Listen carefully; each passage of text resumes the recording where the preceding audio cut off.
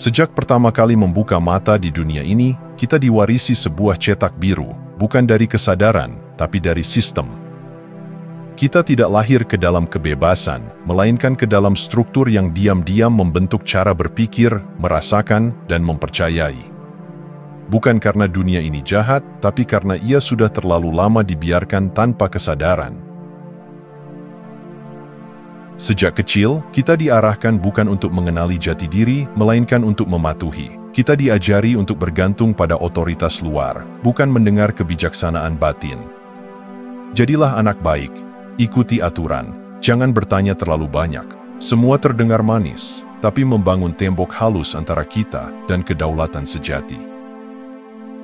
Pendidikan pun berjalan bukan sebagai upaya penyalaan cahaya, melainkan sebagai program untuk mencetak kepatuhan. Kita belajar mengejar nilai, bukan makna. Kita dilatih untuk mencari validasi dari luar, bukan kejujuran dari dalam. Tanpa sadar, kita menjadi ahli dalam mengutip, namun asing terhadap suara hati sendiri.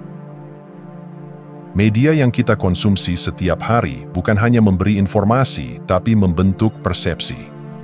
Berita tidak sekadar memberitahu apa yang terjadi, ia mengarahkan bagaimana kita harus merasa tentangnya.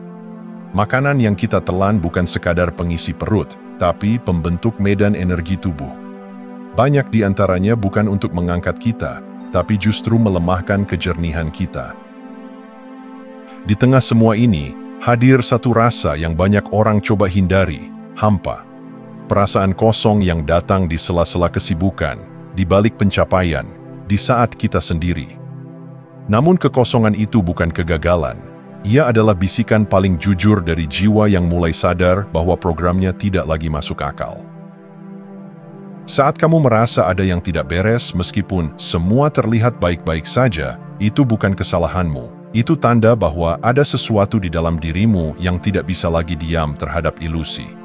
Bahwa kamu tidak lahir untuk menjadi roda dalam mesin, tapi untuk menjadi cahaya dalam kesadaran. Bahwa sistem yang membesarkanmu, mungkin membesarkan tubuhmu, mengisi pikiranmu, tapi tidak pernah berniat membangunkan jiwamu. Inilah titik awalnya, mengenali bahwa keterputusan kita bukan karena kita gagal, melainkan karena sistem ini memang tidak dirancang untuk menghubungkan. Ia dibangun untuk memproduksi, bukan untuk membimbing, untuk menundukkan, bukan untuk membangunkan. Maka jika kamu merasa tersesat, itu justru tanda bahwa kamu sedang mendekati kebenaran. Karena langkah pertama menuju kesadaran bukanlah pencapaian spiritual tinggi. Langkah pertama adalah menyadari bahwa selama ini kamu sedang dijauhkan dari dirimu sendiri.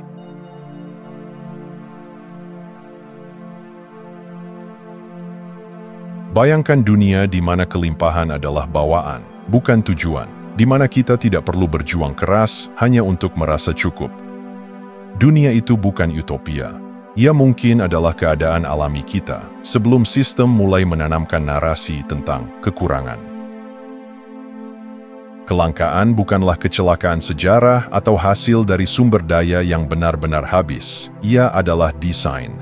Desain yang dirancang untuk membuat manusia tetap dalam posisi rentan secara ekonomi, emosional, bahkan spiritual. Karena manusia yang merasa cukup tidak mudah dikendalikan, tapi manusia yang merasa tidak pernah cukup, mereka bisa diarahkan kemana saja.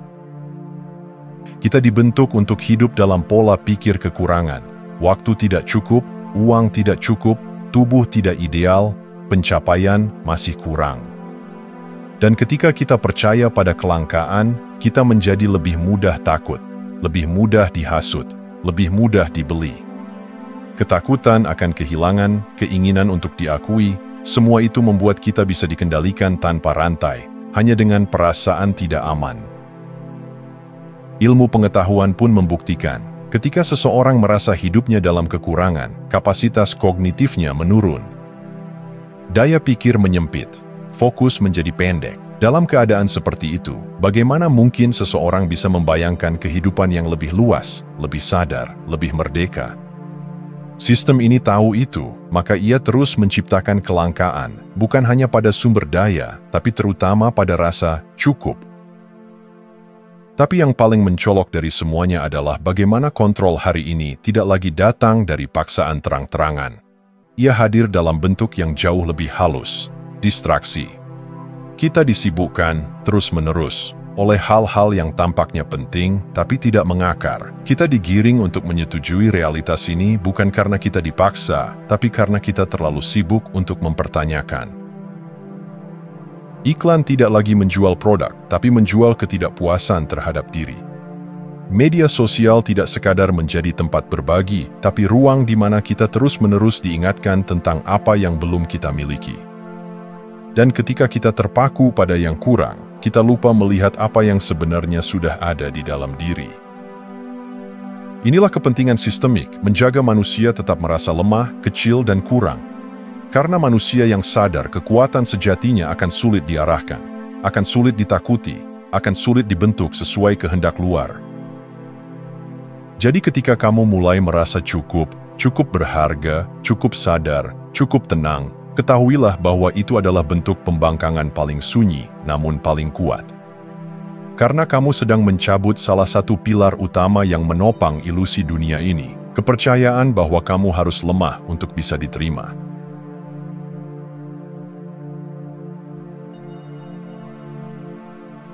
Dulu, kendali atas kesadaran dilakukan dengan senjata, dogma, atau propaganda.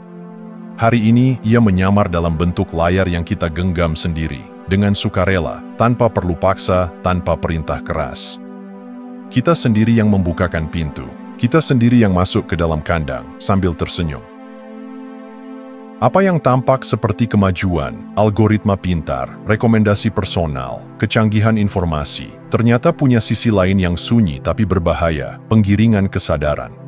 Algoritma tidak netral, ia bukan sekadar mesin yang memberi apa yang kamu suka. Ia adalah filter yang perlahan menyusun kenyataanmu, memilih apa yang kamu lihat, apa yang kamu pikirkan, bahkan apa yang kamu anggap penting. Ketika kenyataanmu dipilihkan, apakah kamu masih bisa disebut bebas?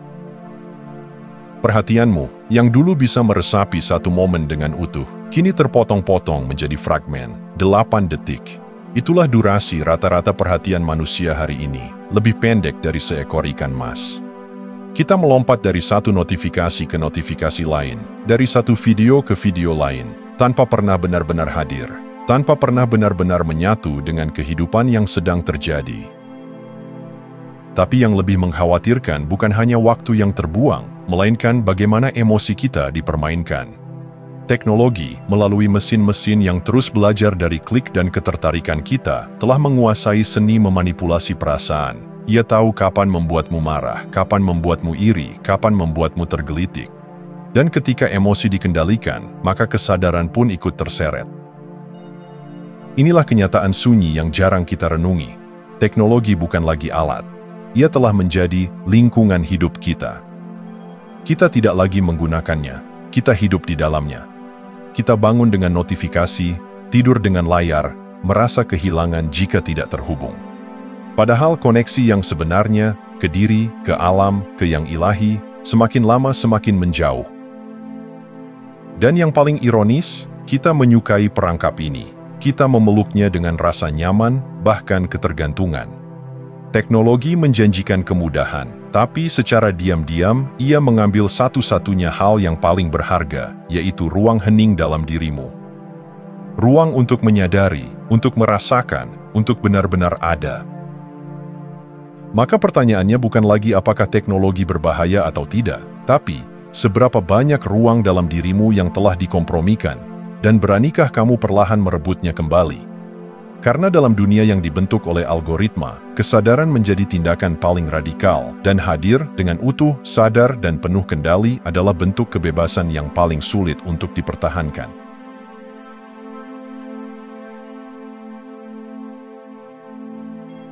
Kita sering menganggap bahwa yang menghalangi pertumbuhan spiritual adalah peristiwa besar, trauma, kegagalan, tekanan hidup. Namun lebih sering, justru yang paling membutakan adalah hal-hal kecil yang terjadi berulang tanpa disadari. Rutinitas, kebiasaan, gerakan-gerakan otomatis yang tampak biasa tapi membawa kita menjauh, inci demi inci, dari kesadaran diri yang sejati. Kita bangun pagi dan refleks pertama bukan menyentuh hati atau napas, tapi layar. Satu notifikasi membuka pintu bagi serangkaian lintasan, pikiran yang belum selesai, berita yang memicu kecemasan, pesan yang menuntut respons. Sebelum tubuh sempat menyatu dengan pagi, kesadaran sudah ditarik keluar ke dunia yang bising. Tubuh kita memiliki bahasa. Ia bekerja dalam irama, dalam hening tertentu, frekuensi alfa dan theta muncul, gelombang yang membuka pintu ke dalam. Di frekuensi inilah intuisi bicara, kejernihan muncul, dan koneksi dengan yang ilahi mengalir. Tapi ritme ini rapuh, terlalu banyak stimulasi, entah dari cahaya layar, suara notifikasi, atau deretan kewajiban sosial, mengusir tubuh dari ruang tersebut sebelum ia sempat masuk.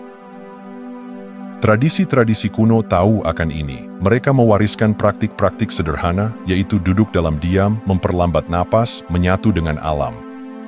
Bukan karena mereka tidak punya teknologi, tapi karena mereka memahami bahwa kehadiran adalah gerbang menuju kebijaksanaan yang lebih dalam. Bahwa tanpa ruang sunyi, kebenaran tidak punya tempat untuk menyapa. Namun hari ini kita anggap ketenangan sebagai kemewahan. Sesuatu yang langka hanya bisa dicapai ketika liburan atau ketika semuanya sudah selesai. Padahal ketenangan bukanlah hadiah dari dunia luar. Ia adalah default kita. Ia adalah keadaan alami ketika gangguan disingkirkan, bukan sesuatu yang harus diperjuangkan mati-matian. Dan disinilah letak jebakannya. Sistem modern menciptakan rutinitas harian yang tampak produktif, namun memutus kita dari diri sendiri. Kita tidak pernah benar-benar berhenti. Bahkan ketika tubuh duduk, pikiran tetap berlari. Bahkan ketika tampak beristirahat, sistem saraf tetap waspada. Perlahan, kita lupa seperti apa rasanya hadir, benar-benar hadir, di dalam tubuh, di dalam momen ini, tanpa harus ada yang dikejar. Maka bukan hanya perubahan besar yang kita butuhkan, tapi keberanian untuk melihat ulang yang kecil.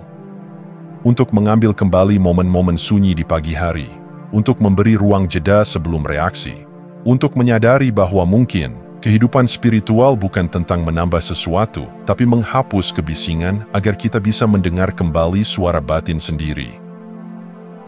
Karena setiap kebiasaan kecil yang mengabaikan kehadiran adalah langkah menjauh dari kesadaran. Tapi setiap detik yang dipilih untuk hadir, sekecil apapun, adalah langkah pulang.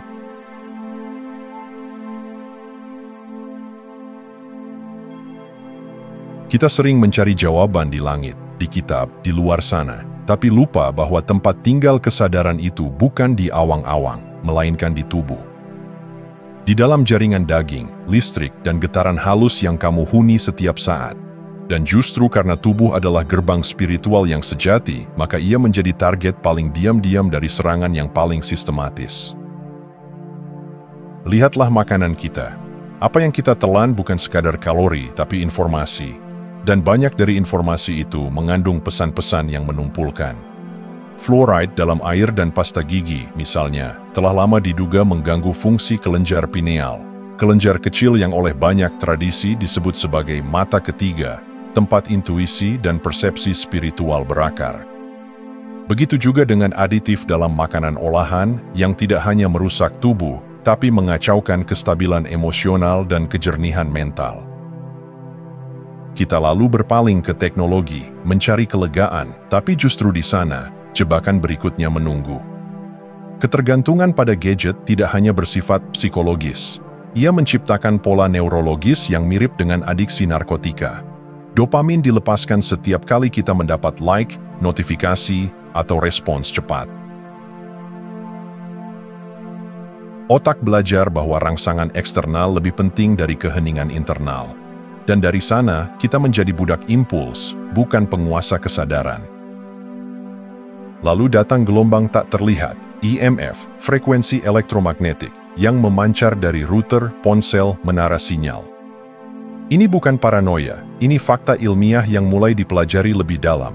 Medan bioelektrik tubuh manusia, sistem halus yang menjadi dasar intuisi dan persepsi energetik, terganggu oleh paparan elektromagnetik kronis. Tidak terlihat bukan berarti tidak berdampak, dan seringkali, yang tidak kita sadari justru yang paling membentuk. Tapi barangkali serangan paling halus adalah pada ritme harian kita. pola makan yang tidak mendukung vitalitas, pola tidur yang terus terganggu cahaya biru, dan pola layar yang membuat mata tak pernah beristirahat. Semua ini bukan sekadar kebiasaan buruk. Mereka adalah pemisah diam-diam dari kedalaman kita sendiri.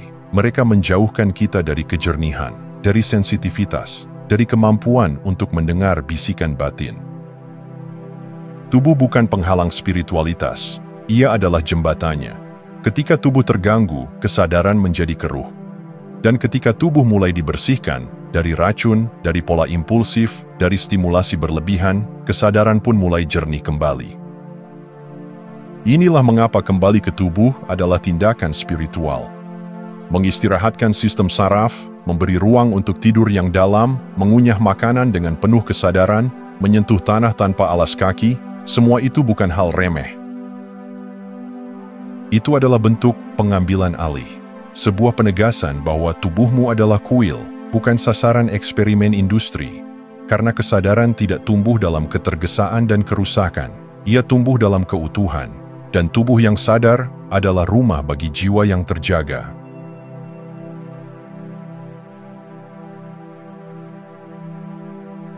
Kita sering bertanya-tanya, apa yang salah denganku? Mengapa pikiran tak pernah berhenti berbicara? Mengapa perasaan meledak-ledak? Mengapa sulit sekali merasa damai, bahkan ketika semuanya tampak baik-baik saja? Pertanyaan itu bukan tanda kelemahan. Ia adalah pintu menuju kesadaran yang lebih dalam. Karena yang kamu alami bukan sekadar gangguan pribadi, tapi jejak dari sebuah penindasan yang tak kasat mata. Penindasan terhadap sesuatu yang paling suci, kesadaran dirimu yang sejati. Pikiran yang terus berbicara bukan suara jiwamu. Ia adalah gema dari jaringan program, keyakinan yang diwariskan, kekhawatiran yang diulang, perbandingan yang dipicu media, ambisi yang dibentuk oleh sistem. Ia bukan kamu, tapi telah hidup begitu lama di kepalamu sehingga kamu lupa siapa yang sebenarnya berbicara. Begitu pula dengan reaktivitas emosional. Marah, cemas, mudah tersinggung, bukan semata karena kamu belum cukup dewasa. Itu adalah reaksi wajar dari sistem saraf yang terus ditekan, terus diawasi, terus dibanjiri informasi dan tuntutan tanpa henti. Dalam dunia yang sehat, emosi mengalir seperti sungai. Tapi dalam dunia yang menyempitkan ruang batin, emosi membuncah seperti banjir karena tak pernah diberi tempat untuk tenang. Tubuhmu pun ikut bicara. Tapi kamu mungkin sudah kehilangan akarnya, terputus dari napas, dari ketegangan di bahu, dari tekanan di dada. Padahal tubuh adalah pintu masuk menuju kehadiran. Ia adalah jangkar yang mengikatmu ke momen ini.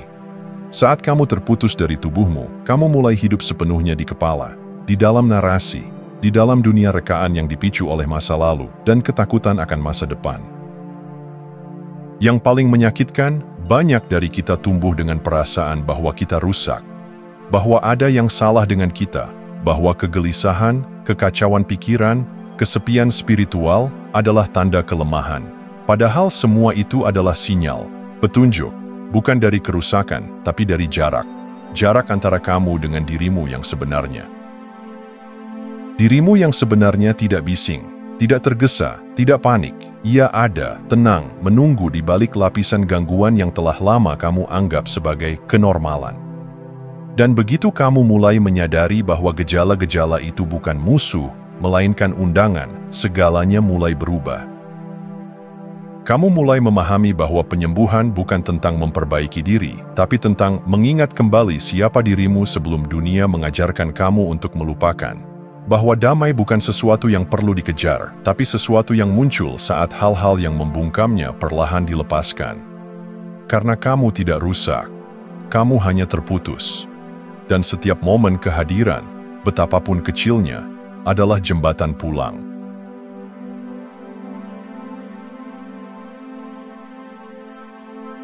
Kesadaran bukan hal baru dalam dirimu. Ia bukan sesuatu yang harus dibangun dari nol. Ia seperti matahari, selalu bersinar, bahkan ketika langitmu mendung. Yang menghalanginya bukan karena ia lemah, tapi karena begitu banyak lapisan telah dibangun di atasnya. Trauma, distraksi, kelelahan, ekspektasi, dan program-program yang kamu warisi tanpa pernah menyadarinya. Dan ketika kamu mulai melihat, ketika kabut mulai tersibak, satu hal menjadi jelas. Kamu sedang hidup di dalam sistem yang dirancang bukan untuk membangkitkanmu, tapi untuk membuatmu tertidur. Sistem itu bukan musuh yang kasat mata, bukan satu tokoh antagonis. Ia adalah pola, matriks. Sebuah jejaring keyakinan, kebiasaan, dan kesepakatan tak tertulis yang membentuk cara kita memandang dunia dan diri sendiri. Tapi melihat matriks saja tidak cukup. Banyak orang terbangun, tapi tetap diam, tetap bermain peran, tetap menyesuaikan diri agar tak kehilangan kenyamanan. Dan itu bisa dimengerti, karena melangkah keluar berarti kehilangan banyak hal, rasa aman palsu, identitas yang dibentuk sistem, bahkan hubungan yang dibangun atas dasar ketidaksadaran yang sama. Namun pada titik tertentu, jiwa yang terbangun tak lagi sanggup hidup dalam kepalsuan. Ia mulai memilih yang sederhana namun radikal, kembali ke napas, ke tubuh, ke diam, ke alam. Bukan sebagai pelarian, tapi sebagai bentuk perlawanan yang lembut. Karena dalam dunia yang membangun kontrol melalui kebisingan, keheningan adalah pembebasan. Saat kamu kembali ke kesederhanaan, kamu mulai merasakan bahwa kamu tidak pernah benar-benar kehilangan kesadaran itu, kamu hanya tertutup darinya. Kamu bukan korban, kamu adalah percikan ilahi yang sedang tertidur di bawah selimut gangguan. Dan begitu kamu bangun, sistem kehilangan cengkeramannya. Ia tak lagi bisa memanipulasi rasa takutmu, menukar jiwamu dengan validasi, atau mengarahkan hidupmu lewat kelangkaan dan keterbatasan yang dibuat-buat. Melangkah keluar tidak berarti kamu harus meninggalkan dunia, tapi kamu mulai hadir di dunia ini dengan cara yang berbeda. Kamu hidup bukan untuk mengikuti naskah, tapi untuk menulisnya ulang. Kamu menata ulang relasi dengan waktu, dengan tubuhmu, dengan teknologi, dengan orang lain, dengan pilihan sadar, bukan kebiasaan bawah sadar. Inilah kebebasan sejati, bukan ketika dunia berhenti mengganggumu, tapi ketika kamu tidak lagi mengizinkannya menjauhkanmu dari dirimu sendiri. Dan dari tempat itulah, sebuah kehidupan baru mulai tumbuh, bukan kehidupan yang dijanjikan oleh iklan, tapi yang lahir dari dalam, yang tumbuh dari keberanian untuk hadir, dari ketulusan untuk kembali, dari pengakuan bahwa meski kamu dibesarkan dalam sistem yang tidak membesarkan jiwamu, kamu tetap bisa memilih untuk membangkitkannya. Saat kamu melakukan itu, kamu tidak hanya menyelamatkan dirimu, kamu menjadi cahaya kecil yang mengganggu kegelapan yang lebih besar. Dan dalam setiap langkah sadar, kamu tak hanya keluar dari matriks, kamu membantu membongkarnya. Terima kasih sudah menonton. Jangan lupa like, komen, dan subscribe untuk dukung channel ini terus berkembang. Sampai jumpa di video selanjutnya.